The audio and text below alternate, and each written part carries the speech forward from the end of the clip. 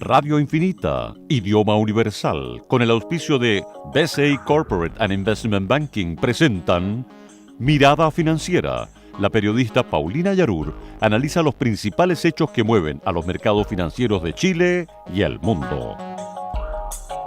¿Cómo están? 2 en punto y comenzamos una nueva mirada financiera en este 19 de noviembre, jueves 19 de noviembre de 2015, hoy acompañada de Sergio Lehmann, economista jefe de Banco BCI. ¿Cómo estás? Hola Paulina, muy bien, muchas gracias. Tuviste esta semana de Rockstar, te vi en el diario Pulso hablando sobre las perspectivas, la verdad que no muy buenas para el próximo año, el escenario de riesgo. Vamos a estar conversando de ese y otros temas, pero antes, Sergio, lo que esperan nuestros auditores, que les contemos cómo han estado los mercados. Y nos vamos al Pacífico, al Asia-Pacífico, al Nikkei, que avanzó en el día de hoy un 1,07%, el Hang Seng de Hong Kong también arriba, un 1,41%, y Shanghái en 1,60 también en positivo. Hay noticias, ¿no es cierto?, del Banco de Japón, que estaría no dispuesto a generar mayores estímulos monetarios, ¿no es cierto?, después de esta recesión que está viviendo la economía nipona. Y por otro lado, el Banco de China o el gobierno chino estaría abierto a generar mayores estímulos. Dos formas, ¿no es cierto?, de enfrentar una economía, uno en recesión y la otra que se está desacelerando. Nos vamos a Europa, tenemos las plazas ya cerradas, el FTSE 100 de Londres avanzó un 0,92%, el CAC 40 de París también arriba un 0,30%, el DAX alemán 1,17% y el IBEX 35 de España un 0,96% al alza.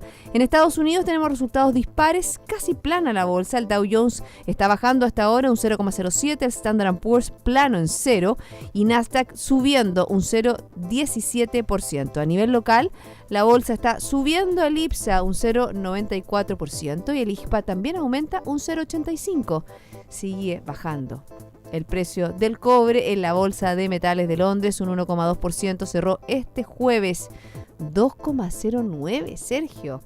Y la verdad que en vez de subir, la divisa bajó 4,2 pesos con respecto al cierre de ayer. Comprador el dólar 710,2 y vendedor 709,7. Recuerda que nos puede escuchar online en www.infinita.cl y nos puede hacer algunas preguntas o comentarios en nuestro Twitter @infinitafm.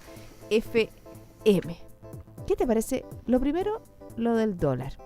¿Habrá tenido que ver la Fed y sus minutas en esta baja que tuvo el dólar? Efectivamente, lo que estamos viendo hoy día a nivel global es que el dólar se está cayendo ligeramente, medio punto más o menos, 0,5%, y eso tiene que ver en lo fundamental con la minuta de la Fed, que fue hecha pública el día de ayer y que destacaba dos cosas, digamos, que yo diría que son especiales, digamos, o son especialmente destacables. Primero, de que en realidad sí ve que probablemente, ¿no es cierto?, en diciembre vamos a ver un primer aumento de tasa, dando cuenta o planteándolo básicamente, digamos, de la manera en la cual dijo, no es tan importante el cuándo, sino el cómo, en términos así más resumidos. ¿Eso qué significa? Que probablemente sí en diciembre aumenta la tasa, pero, y este es el segundo elemento más importante, el ritmo va a ser muy gradual, o con mucha gradualidad, muy lento ese proceso.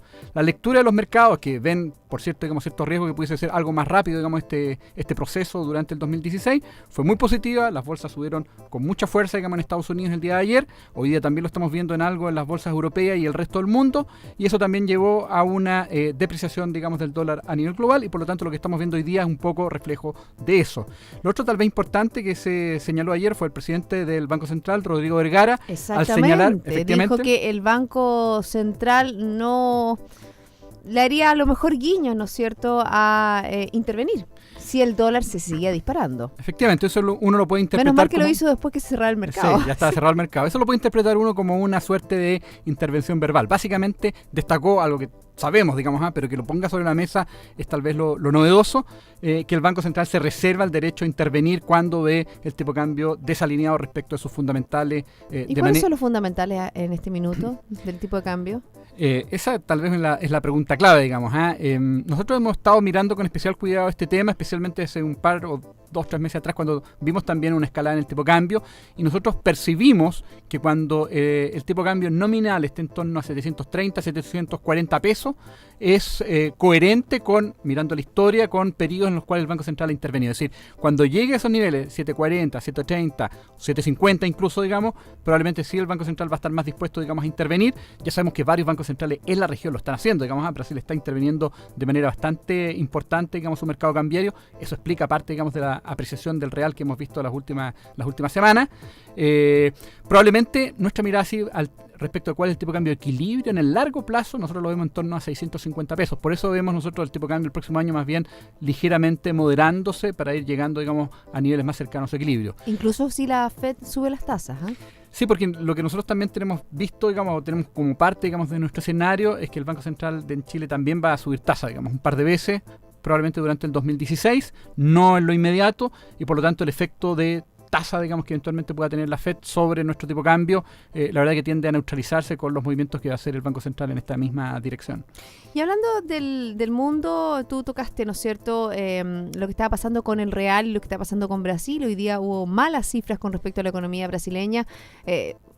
A diferencia de Chile, que se ha mantenido bastante resiliente el empleo, la verdad que la tasa de desempleo subió a un 7,9%, su tasa más alta yo te diría, déjame mirar, creo que son 8 años, la tasa más alta en Brasil son 8 años, y la verdad que la economía que no repunta. Ahí hubo algún movimiento que querían sacar al ministro de Hacienda, Joaquín Levy, querían cambiarlo, ¿no es cierto? Medeiros, si no me Meireles. Meireles, que tenía que ver con el Banco Central. Así es. Pero parece que no hubo coqueteo ahí. Efectivamente, yo creo que Brasil está ciertamente, digamos, en una situación muy compleja. Tal vez tocando lo que tú señalabas, digamos, respecto a la tasa de desempleo, ha venido subiendo muy rápido y eso podría generar mayores tensiones sociales, probablemente mayores manifestaciones. Sabemos que han habido algunas de gran magnitud en el pasado. La economía está en una recesión muy profunda, va a continuar esa recesión el próximo año. Yo creo que la tiene muy difícil Brasil, y lo que es más sensible, la deuda pública subiendo muy rápido. Yo creo que las noticias para Brasil han sido malas y van a continuar siendo malas probablemente en los próximos meses también. Exacto, preciso el dato que dije anteriormente, 7,9%, ¿no es cierto? Peor nivel en 8 años. Y fíjate que lo que tú decías, que estaba creciendo tan rápido la tasa de desempleo, fíjate que en octubre fue 3,2 puntos porcentuales mayor a la del mismo mes del año pasado. Y es obviamente que la mayor tasa de desempleo desde octubre de 2007, cuando llegó a 8,7%. Es complejo el panorama en Brasil. Muy difícil. Y se abre una esperanza en Argentina, viste que como ha repuntado Macri y que puede ser, lo dan como posible ganador este domingo. Efectivamente, yo diría que el escenario más probable es que efectivamente Macri sea elegido presidente. Eso va a generar o va a llevar, digamos, un giro importante en política económica en Argentina. Para bien, va probablemente, digamos, a ir desmantelando gradualmente todas las rigideces que vemos en los distintos mercados con precios controlados, particularmente lo que se refiere al tipo de cambio. Ahora la situación para adelante en Argentina no es para nada fácil, digamos, va a ser muy compleja, en particular porque el Banco Central prácticamente ha agotado sus reservas, han ido cayendo muy rápido, interviniendo muy fuertemente, digamos, en el mercado cambiario. También vemos que hay una situación fiscal mucho más débil, mucho más compleja.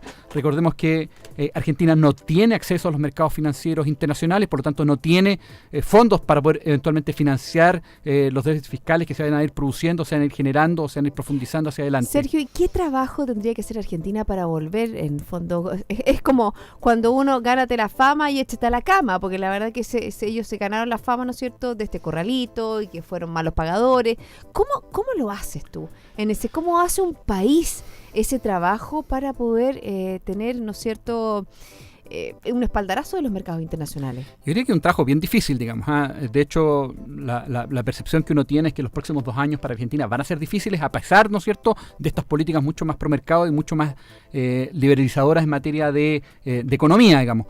Pero, dadas estas situaciones, digamos, reservas agotadas o muy bajas, digamos, no acceso a los mercados financieros internacionales, una situación fiscal mucho más débil, lo hace más complejo. Yo creo que la clave es tratar de ir ganándose gradualmente la confianza con políticas, digamos, responsables, flexibilizando los mercados y esperando sobre esa base y apostando entonces a que haya mayor disposición, digamos, para inversionistas externos a ir colocando, digamos, digamos, sus recursos en el país, digamos, particularmente en este caso en Argentina. Sabemos que Argentina tiene recursos, por ejemplo, en materia de petróleo muy importantes. Es cierto que hoy día el petróleo está bajo, digamos, y probablemente es menos atractivo extraerlo, pero hay ahí una fuente, digamos, de riqueza muy significativa. Hoy día Argentina está prácticamente exportando solo soya, lo cual es un contrasentido para un país que tiene tanta riqueza natural. Y por lo tanto, que además también no hay ningún incentivo para los exportadores, porque la verdad que tenían que pagar cierta cantidad de dinero, le ponían una especie de impuesto a los exportadores que le tenían que seguir pagando a las arcas fiscales. Tal cual. Así que yo creo que la salida para Argentina viene por ese lado, atraer inversión, desarrollar su canasta exportadora de manera mucho más intensiva, por el lado, digamos, petrolero, por el lado, digamos, de otros bienes de carácter natural. Yo creo que tiene alternativas, pero va a demorarse algunos años, digamos, en ir recuperando la confianza de los mercados externos e ir recuperando entonces sobre esa misma base la actividad. Va a tener que contraer su sector público, por lo tanto vamos a ver crecimientos muy débiles en los próximos 2 años, como decía, digamos, para Argentina. Bueno, y también, por ejemplo, todo lo que son una serie de interferencias que han hecho en el mercado, la luz eléctrica, todos los servicios básicos que están muy, muy subvencionados, van a tener que volver a la normalidad. O sea, la verdad que precios de mercado, porque obviamente que parte, ¿no es cierto?, de este gran déficit fiscal tiene que ver con eso, que se subvencionó muchos servicios y obviamente que eso alguien lo tiene que pagar. Tal cual, tal cual. Yo creo que es necesario ir probablemente flexibilizando esos mercados, ir sincerando los precios, y es la tarea que tiene Macri por delante, digamos, bajo el supuesto, ¿no es cierto?, que es elegido efectivamente, digamos, este fin de semana. No es tarea fácil la que tiene. No es para nada fácil. No, exactamente. O sea, hizo un muy buen trabajo, ¿no es cierto?, en la provincia de Buenos Aires, pero vamos a ver, ¿no es cierto?, si cómo le va. Así es. Con todo el resto del país. Vámonos a Japón para terminar la mirada en este bloque del ámbito internacional, porque hoy las exportaciones e importaciones se contraen en el mes de octubre y la verdad que el Banco Central japonés mantiene el programa anual de expansión monetaria. No lo amplía, pero lo mantiene. Efectivamente, había cierta expectativa del mercado de que Japón introdujera mayores estímulos por el lado monetario y por el lado fiscal. A pesar de que está en recesión, al momento eso no lo ha hecho y aparentemente no lo va a hacer. Yo diría que la apuesta de Japón es que parte de esa pega se la haga la Fed, digamos, en la medida que la Fed comience, digamos, como efectivamente, ¿no es cierto?, uno espera en diciembre a subir tasa, eso va a generar una apreciación adicional, digamos, del dólar, y eso va a generar también alguna depreciación del yen. La apuesta que tenía Japón era que el yen más depreciado les permitiera estimular el sector externo y sobre esa base ir recuperando, digamos, la actividad. Ya sabemos, ¿no es cierto?, Japón en recesión, ir mostrando, digamos, cifras de crecimiento algo más positivas. Fíjate que tuvo un retroceso interanual, el mayor desde 2014, y registra un negativo 2,1%, levemente por sobre lo estimado. Estamos hablando de las exportaciones. Sí, ahora, en el caso de Asia, dada la desaceleración de China, ya sabemos que las importaciones de China están cayendo, digamos, eso fue el último dato que conocimos un par de meses atrás, hace una semana atrás más o menos, está dando cuenta que la actividad en Asia se está debilitando justamente porque... el 13,4% caen las importaciones en China, y eso obviamente, como dices tú, le ha pegado a todos los mercados globales. Efectivamente, y particularmente, ¿no es cierto?, a aquellas economías que son de alguna forma, digamos, están muy vinculadas, digamos, con China, como es el caso en general de las economías asiáticas. Entonces la apuesta de Japón es tener, digamos, un yen más depreciado de manera de estimular por ese lado, digamos, su actividad, y parte, ¿no es cierto?, de ese trabajo se lo podría hacer la Fed con el alza de tasas en diciembre. ¿Qué otro de los temas internacionales crees que son interesantes a tomar en estos, nos quedan 2 minutos? Tal vez en el tema europeo, las cifras de Europa han sido algo más débiles de lo anticipado. Conocimos el PIB de Europa para el tercer trimestre más débil, digamos, de lo previsto. Yo creo que está bien jugado hoy día el mercado, que vamos a tener estímulos monetarios importantes. Y lo dijo Mario Draghi, fue bien claro. Lo dijo Mario Draghi, y tal vez, ¿no es cierto?, los eventos tan lamentables terroristas, digamos, en París, de alguna manera, si algo refuerza la idea de que el Banco Central Europeo va a hacer alguna acción, digamos, estimulativa, entendiendo que esto pudiese estar, me refiero, digamos, a los actos terroristas, generando, digamos, algún tipo de efecto sobre confianza, aunque hay ciertos desmentidos, digamos, en esa misma dirección. Pero salió el índice en alemán, ¿cómo se llama? El SEF. Sí. Eso, ahí está. Yo digo SIU, pero eso es a lo estadounidense. SEF. Salió mejor de lo que la verdad que en varios meses anteriores. Es cierto, digamos, pero probablemente pudiese tener, digamos, algún impacto negativo. Ahora, yo creo que es bien sutil, digamos, al final los efectos que pueden haber, digamos, pero si algo, como decía, digamos, en los mercados, digamos, esto ha generado es más bien reforzar, digamos, la idea de que el Banco Central Europeo va a iniciar o va a anunciar mayores estímulos, y eso debería ser los primeros días de diciembre, digamos, que es cuando el Banco Central Europeo se reúne. Estoy conversando con Sergio Lehmann, economista jefe de Banco BCI. Sergio, yo también, otra cosa que tiene que ver con Europa es la inflación, que fue muy baja y también estaría, ¿no es cierto?, alentando una posibilidad de aumento, ¿no es cierto?, de estímulos monetarios en Europa. Efectivamente, la inflación ha estado muy baja en Europa, cero negativa. Su aspiración, y de hecho el Banco Central Europeo lo tiene como objetivo, es llegar a una inflación algo por debajo de 2%. Uno lo entendería en torno a 1,9%. Estamos claramente muy distantes de eso. La inflación core, digamos, esto es excluyendo alimentos y energía, está en torno a 0,7, 0,8. Por lo tanto, hay todavía un espacio, digamos, en términos de poder entregar mayor estímulo monetario, de manera de ir acercándose hacia la inflación meta que tiene el Banco Central Europeo. Hoy día también, para terminar la mirada internacional, se supieron las solicitudes de subsidio por desempleo en Estados Unidos y que bajan nuevamente en línea de lo esperado. Cayeron en 5.000 personas, una cifra desestacionalizada de 271.000 personas en la semana que terminó este 14 de noviembre. Son buenas cifras con respecto al mercado laboral estadounidense. Efectivamente, en Estados Unidos hemos visto muy buenas cifras laborales en las últimas semanas. Esta cifra, digamos, refuerza esa misma visión. Además, vemos un mercado inmobiliario que se está fortaleciendo de manera bastante rápida. El mercado del crédito está creciendo de manera también bastante marcada. Eso refuerza la idea, una vez más, ¿no es cierto?, de que la Fed probablemente va a subir tasa, digamos, y que está ya en tiempo de justamente comenzar ya ese proceso de normalización monetaria. Una buena inyección de optimismo que viene desde la primera economía del mundo. Sergio, son las 2 con 15 minutos. ¿Hacemos una pausa, te parece? Muy bien. Y yo les quiero comentar que BCI Corporate Investment Banking ofrece soluciones en corretaje de bolsa, Miami Branch, securitizadora, banca privada, sales and trading, finanzas corporativas y asset management a través de un solo ejecutivo de relación. Quédese con nosotros, hay más. Mirada Financiera. BCI Corporate and Investment Banking, un socio estratégico con un modelo de atención integral único y un banquero de relación que le entregará las mejores soluciones ante desafíos complejos, con ideas innovadoras que aporten valor y una ejecución distintiva en negocios de gran escala. BCI Corporate and Investment Banking. Sentémonos a conversar.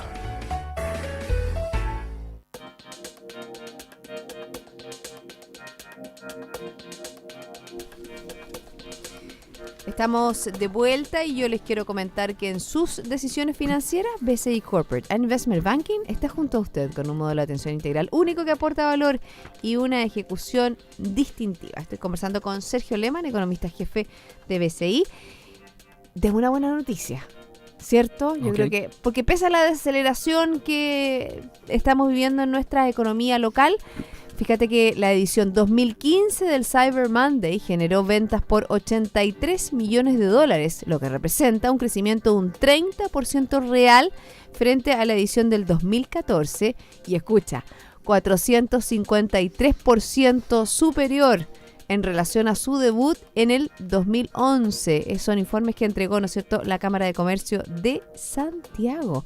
Fíjate, la entidad que organizó dijo además que este año los consumidores realizaron más de 390.000 compras, cifra superior a las poco más de 300.000 del año pasado. ¿Tendrá que ver con una tendencia? ¿Tendrá que ver con que hubo buenas ofertas? ¿Tendrá que ver que los chilenos ya nos estamos acostumbrando a comprar por internet? Sí, yo tendería a moderar un poquito. ¿Compraste o no compraste? La primera pregunta. No compré. Yo tampoco compré. Perdimos la oportunidad, parece. Tú sabes que me metí a la página de una de las grandes tiendas ¿Ya?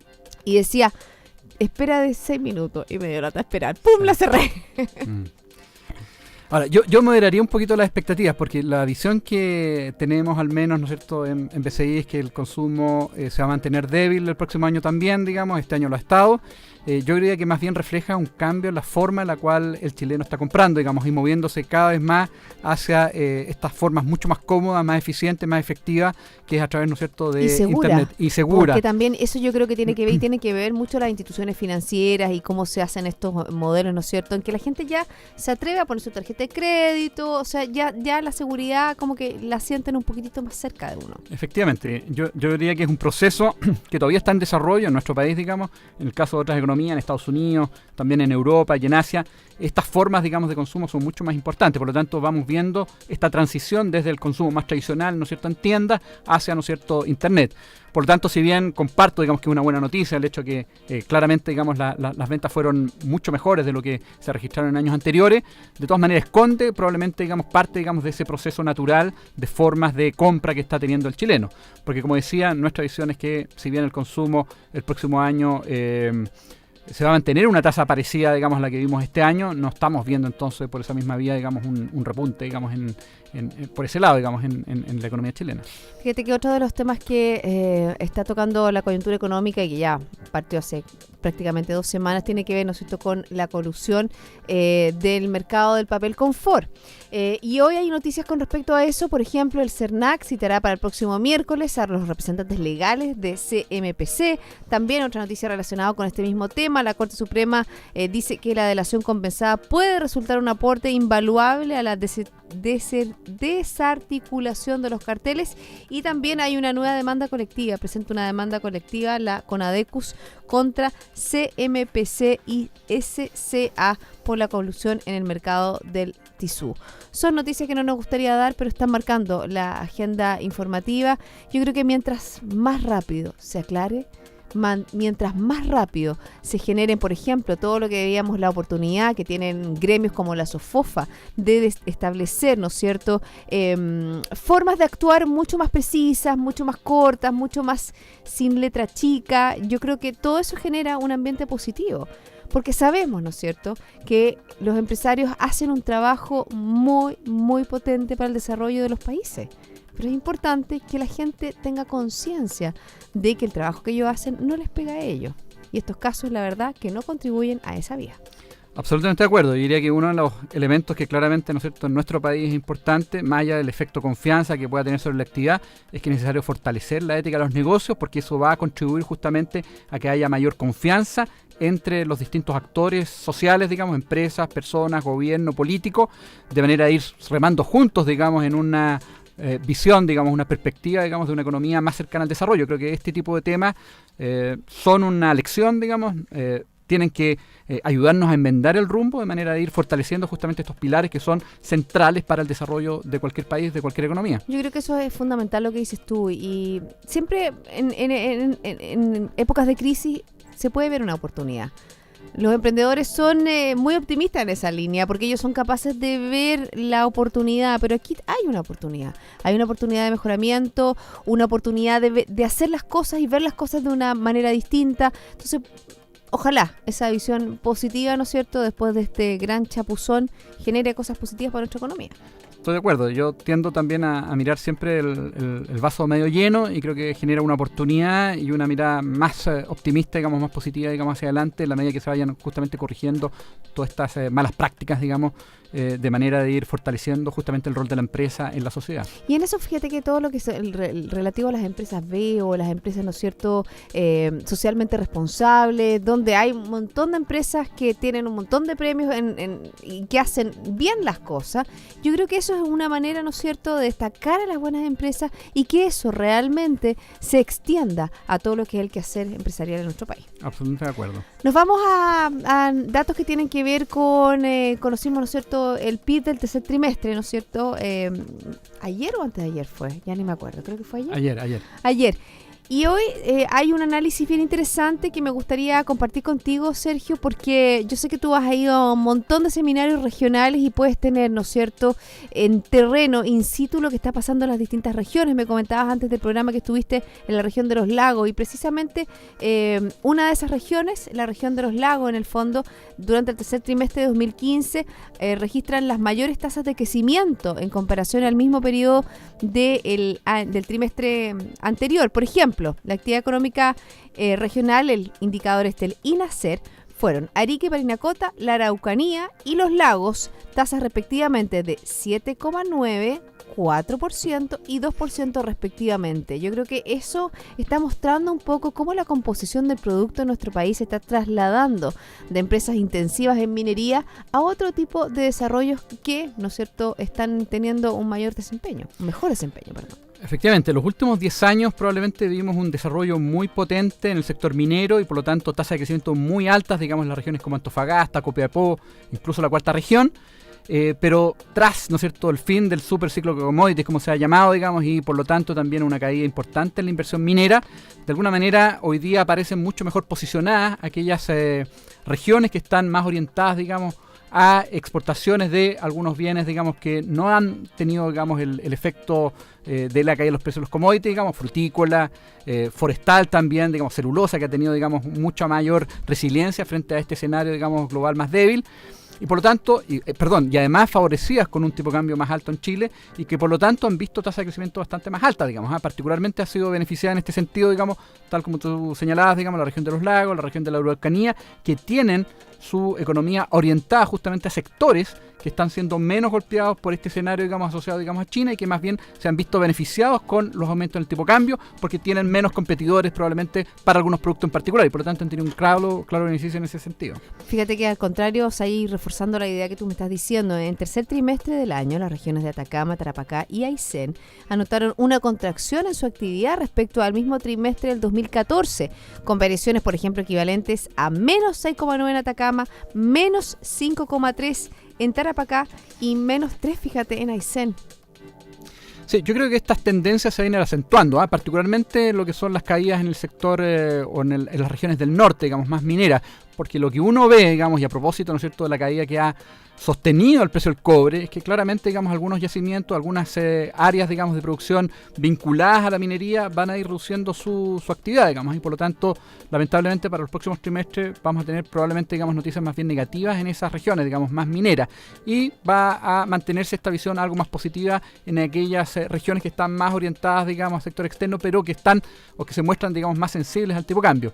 Respecto a Aysén, a lo mejor son cosas más bien particulares, puntuales, digamos, porque no tengo ahí una lectura demasiado clara de qué puede estar afectando. El florecimiento del virus ISA con respecto a los salmones, entonces la verdad es que eso puede estar afectando a la región de Aysén. Sí. Nos vamos a otro dato que también conocimos en el día de ayer, que tiene que ver con la inversión en bruta de capital, que fíjate que tuvo un sorpresivo incremento de un 7,1%, mientras que la demanda interna lo hizo en un 3,6%.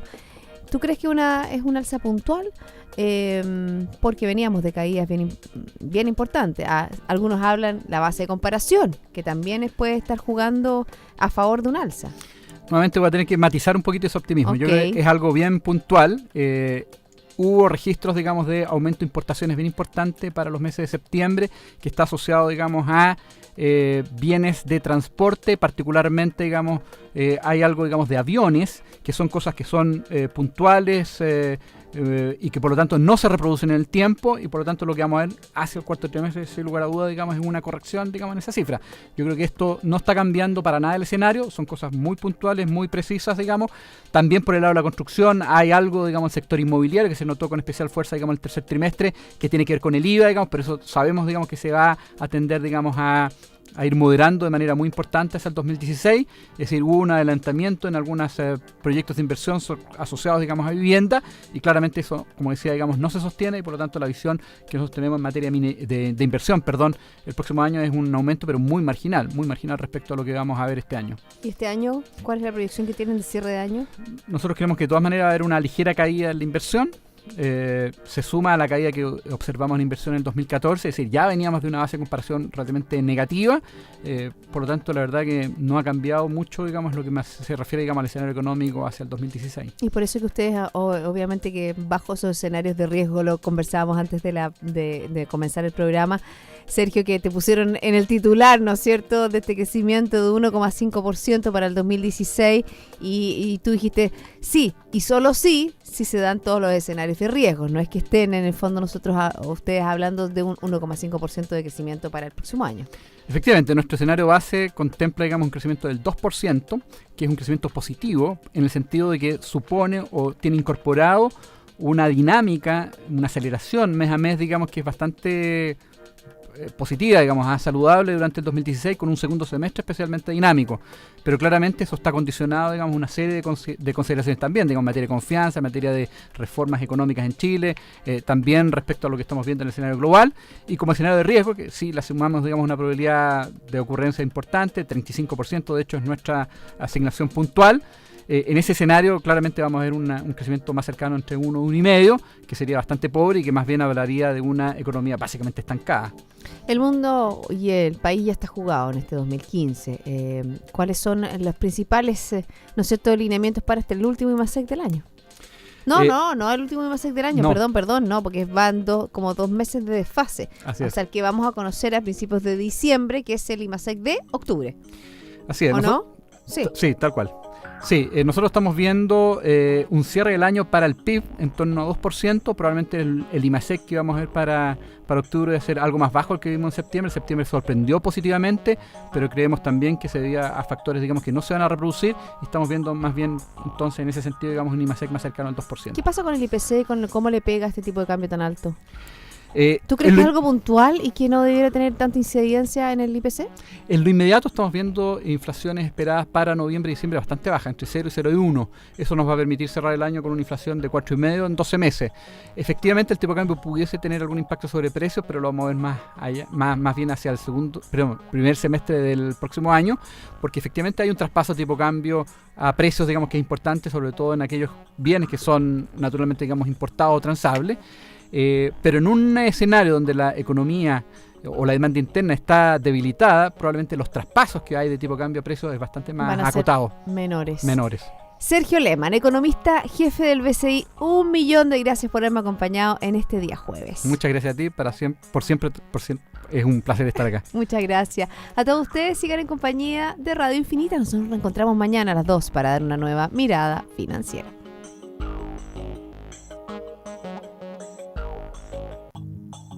Radio Infinita, idioma universal, con el auspicio de BCI Corporate and Investment Banking, presentaron Mirada